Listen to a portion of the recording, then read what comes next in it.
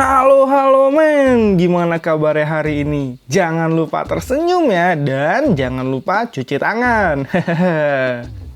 Oke, nggak usah lama-lama lagi. Terima kasih ya sudah menonton di Melodi Cerita. Kita akan lanjutkan keseruan dari episode sebelumnya.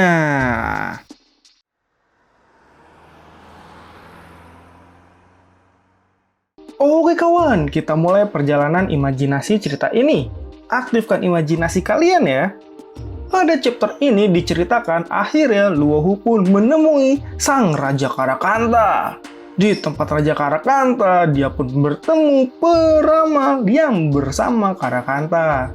Peramal itu menyambut kedatangan Luohu. Dia berkata, dia telah menunggu Luohu. Luohu pun yang melihat peramal itu berkata, dia adalah legenda yang tinggal di dinding batu. Dia telah bertahun-tahun tinggal di sana, walau tubuhnya terjepit, tapi cakrawala telah meluas dan dia bisa melihat lebih jauh. Bahkan kata orang, dia bisa melihat masa depan. Namun, bagi peramal itu salah, karena takdir tidak dapat diprediksi dan Tuhan tidak dapat melihatnya. Dia hanya bisa mengintip beberapa jejak dan petunjuk saja. Lalu Luohu pun berkata dia datang ke sana hanya untuk bertemu Raja Karakanta. Dan sang peramal pun berkata meskipun Karakanta itu seorang raja, dia sebenarnya pemalu, dia tidak punya teman dan dia tidak suka berbicara. Bahkan dari kecil dia hanya datang padanya jika dia tidak bahagia. Dan sang peramal pun bertanya pada Luohu apakah Luohu bisa menjadi temannya. Namun Luohu pun berkata tidak tahu dan peramal pun memegang tangan Luohu. Saat itu Luohu pun melihat kisah masa lalu sang peramal yang berjalan di alam baka. Di sana terlihat Raja Karakanta mencegahnya. Karena jika sang peramal melewati jembatan itu, maka dia akan melupakan kehidupannya. Jadi Karakanta memohon pada Xin Yu untuk tidak pergi dan kembali bersamanya.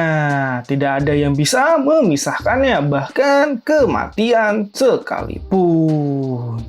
Karakanta pun langsung mengaktifkan cahaya untuk kembali ke dunia. Dia meminta pada Xin Yu, apapun yang terjadi, jangan lihat ke bawah alam baka. Dan akhirnya mereka pun pergi bersama terbang melewati cahaya itu. Namun sayangnya tiba-tiba ada monster yang memegang kaki Xin Yu. Monster-monster itu memanggil Xin Yu sebagai ibunya. Monster itu meminta Xin Yu tidak meninggalkan mereka. Melihat itu pun Karakanta kaget. Itu adalah hantu bayi kelaparan ternyata. Di dunia bawah, hantu itu sangatlah mengerikan dan apakah hantu itu tertarik pada cahaya ini? Namun sayangnya, Xin Yu yang dipegangi monster-monster itu, matanya berhasil diambil dan dia buta. Melihat itu pun Karakanta langsung turun lagi. Dia pun memegang tangan Xin Yu, tapi sayangnya semua sudah terlambat. Matanya telah buta.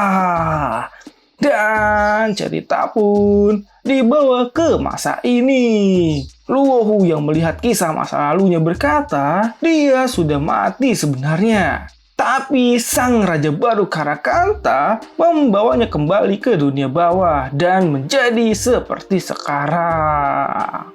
Dan ternyata peramal itu adalah adik dari Raja Karakanta.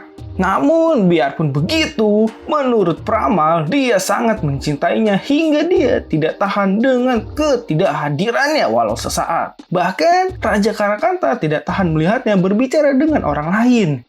Dia akan sangat cemburu dan marah. Lalu, tepat di belakang Luohu berdiri sesosok yang sangat mengerikan. Sosok itu terlihat sangat tenang dan marah. Dia adalah Raja Karakanta. Karakanta pun berkata dia adalah anak yang dibicarakan. Lalu dia pun tanpa basa-basi lagi menyerang Luohu. Dia mengambil kepala Luohu dan membenturkannya ke tanah. Lalu dia pun mengambil pisaunya untuk mengambil mata dari Luohu. Namun sayangnya saat pisau itu menuju Luohu berhasil lolos. Dan pisau itu terhenti. Melihat itu pun, Karakanta menanyakan apakah itu kemampuannya yang sesungguhnya. Dan Luohu pun berkata, itu memang kemampuan yang sesungguhnya. Dia pun mengaktifkan jiwa asuranya dan menebas Karakanta.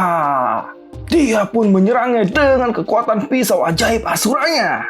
Tebasan itu sangatlah mematikan. Bahkan Karakanta pun mengaguminya. Namun sayangnya, serangan itu tidak ada apa-apanya bagi Karakanta. Dia pun berbicara, Luohu memberi tekanan berat pada ruang sehingga sulit bagi lawannya untuk bergerak. Untuk mematahkan triknya, Luohu harus menggunakan senjata terberat. Jadi, Karakanta pun menyerangnya dengan bor penghancur jantung miliknya. Senjata itu sangatlah besar dan mengerikan dan Luohu pun berhasil tertusuk tepat di dadanya dan menembus dadanya. Luohu yang mendapat serangan itu pun kesal sekali dan memotong senjata Karakanta. Namun sayangnya, mata bor itu tetap menancap di tubuh Luohu. Luohu pun tidak tinggal diam, dia langsung menyerang Karakanta. Namun, Karakanta bisa merubah tubuhnya menjadi senjata lagi dan menangkis serangan dari Luohu. Mendapat serangan itu, Karakanta pun akhirnya berbicara kalau kekuatan dari serangannya tidak sebanding dengan Asura biasa. Ini sangatlah ganas. Bahkan setelah cedera, serangan itu semakin intensif. Karakanta pun langsung melempar Luohu, sedangkan Luohu bertanya-tanya mengapa dia bisa mengeluarkan senjata di tubuhnya dengan seenaknya.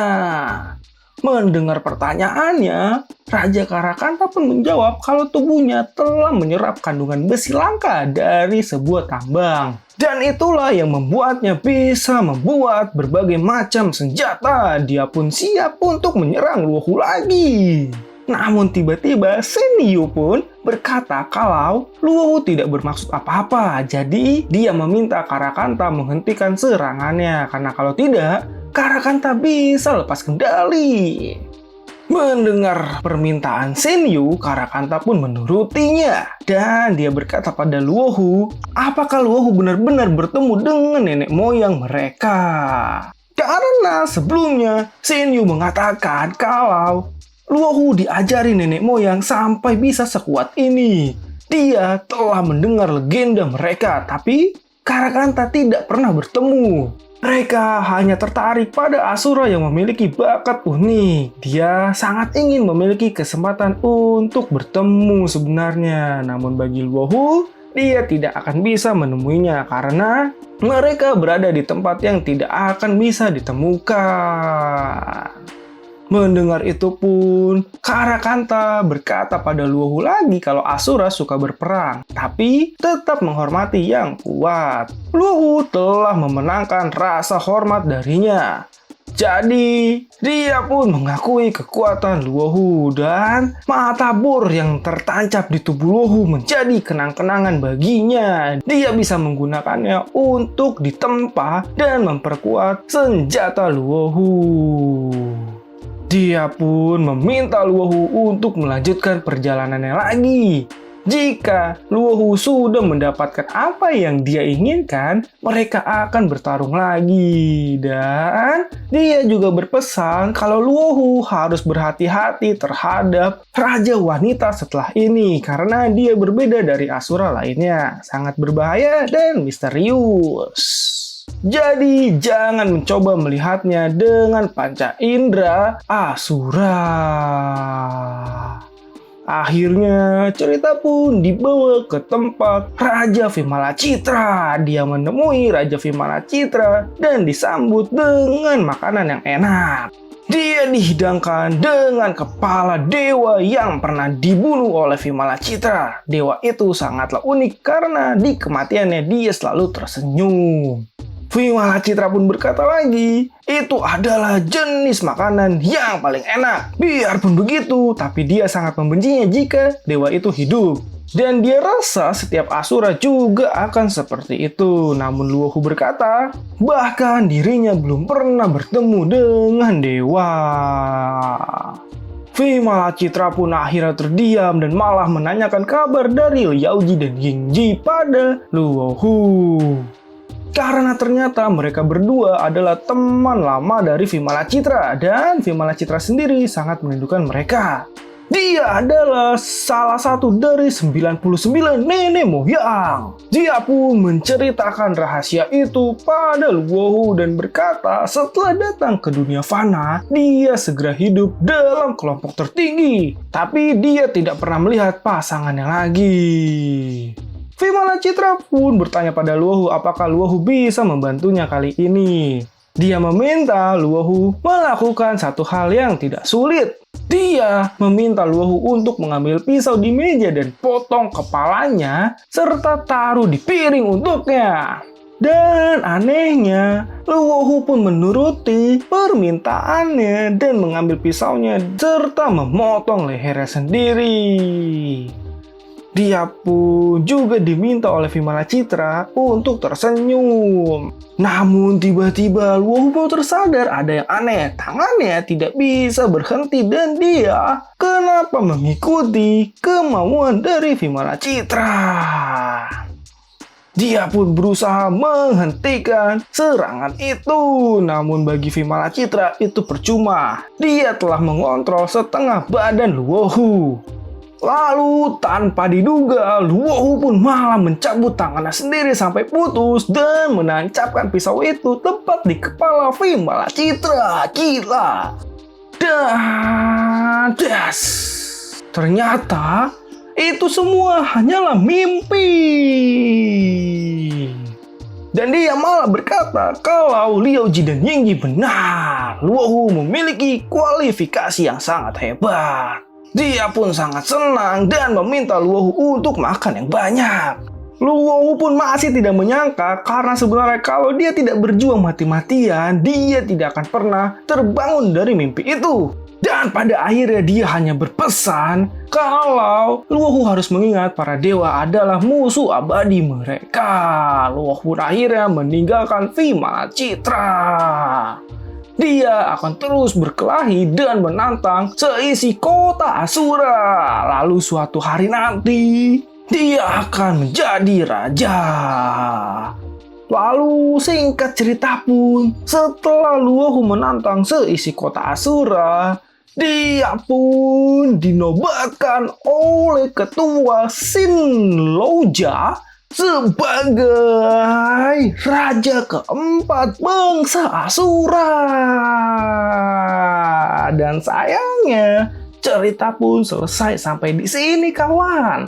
Langsung lanjut ya ke video selanjutnya. Jangan lupa like serta subscribe kalian dan sampai jumpa.